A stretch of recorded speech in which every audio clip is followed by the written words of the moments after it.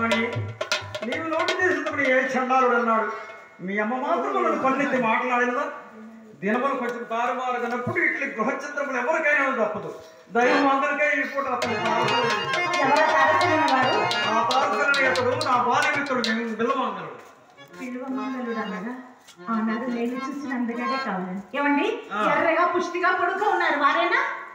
అప్పుడు ఎప్పుడు చూసిద్దరు? వేణుగోపాల స్వామి కోవెలలో కళ్యాణ సమయమును కాదని ఒక్కసారి చూడగలిగితే వారు మహాభాగ్యవంతులని వాడుక ఏ పాటి స్థితి ఉండును? 40 లక్షల వరకు ఉండునండి నా నమ్మకం.